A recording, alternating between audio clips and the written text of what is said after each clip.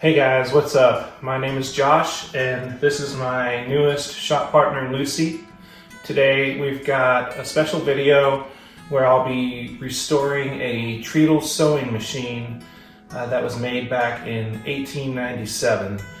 It was my great-grandmother's, and on my mom's side, she passed it down to my grandmother, and who in turn passed it down to my mom, and now my mom has given it to my sister. This sewing machine has been sitting in storage for years, for decades now, so there's a lot of problems with it. I'm going to do my best to restore it as historically accurate as possible. There will be a few areas that I need to take more in a modern direction, such as the finish has completely come off of it, and I will need to restain it and refinish it. The veneer is mostly intact, although there are some areas that I'll need to patch and repair.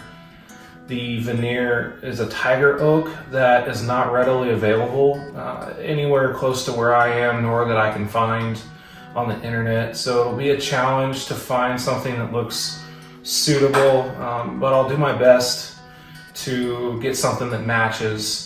Ultimately, the goal is to get it into more of a restorative state where it can be used but also look nice. And looking nice is probably the more important out of those two, given that the machine was manufactured in 1897. So I hope I make my family proud with this one. I hope I make everyone who watches this channel proud in the way I restore it. So let's get to work and we'll see what we can do.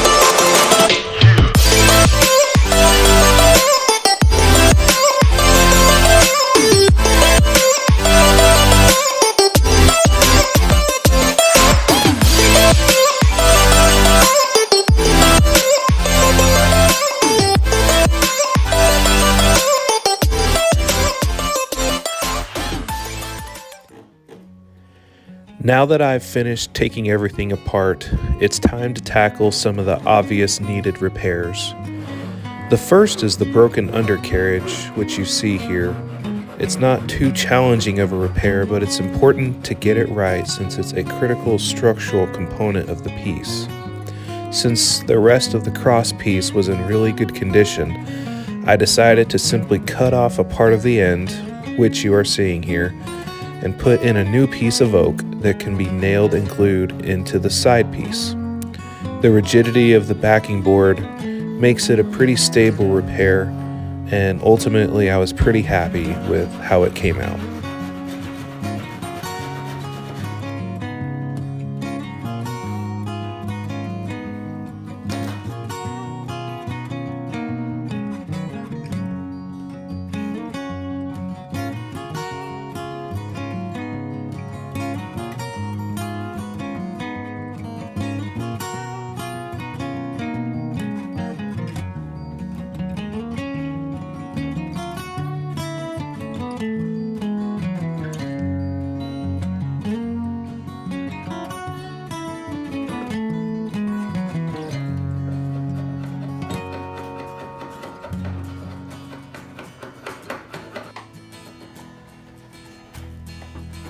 One thing I figured out along the way was that I needed to do the veneer backing repair on the opposite side at the same time, since the new backer needed to go underneath the existing veneer but be integrated into the structural glue up of the new piece of wood.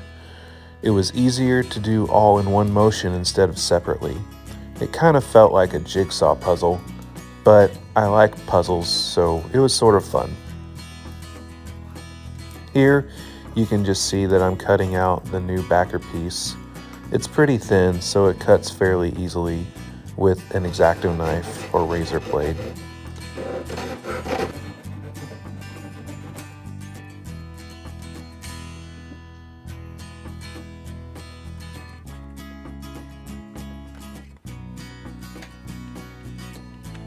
The glue up actually went fairly easily and didn't have any issues except trying to fit the new veneer backing piece in it. It was kind of challenging, but once I got the nail put in and some clamps on, it was good to go.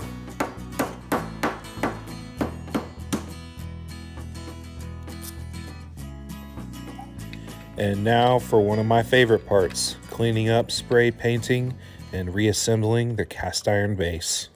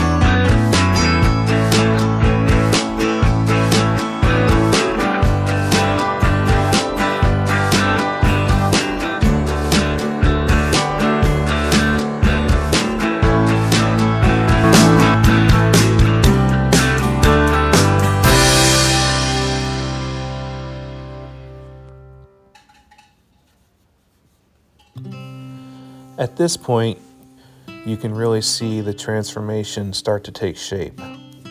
For the stain, I wanted something deep and dark with a little bit of red color in it. My grandmother was an extreme traditionalist, and almost all of her furniture was some form of brown cherry, so I wanted to take it back to that period of time. To do that, I chose to start with Minwax Red Mahogany Oil Stain. It was instantaneous in giving it the look I wanted, and it helped to blend a lot of the veneer repairs I had to do on the edges. Some of the veneer repair wasn't perfect, as I ended up using old bits of it that came off particularly damaged areas of the front drawer, but I was pretty happy about that, as I didn't have to use any new veneer. Every piece and repair on the machine is still original, and it was my goal to keep it that way and not introduce anything new.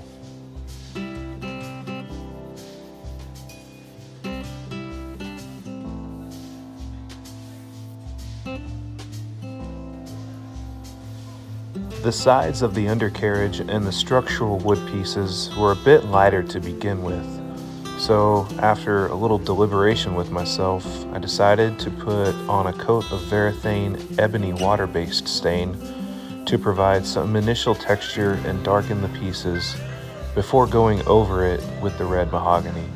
It turned out to be a really good choice, and I love the look and how the stain brought out the tiger oak stripes before getting infused with some color. I definitely consider doing that again with the right project. Being a little over 120 years old and probably not seeing stain for quite some time, the wood was very thirsty and soaked up a lot of it. It's very possible that the inside of the undercarriage never had stain to begin with, but this piece will likely sit in a room with minimal use, so I wanted to give it something that would look good when the machine is pulled up and something to hold it over for another 100 years.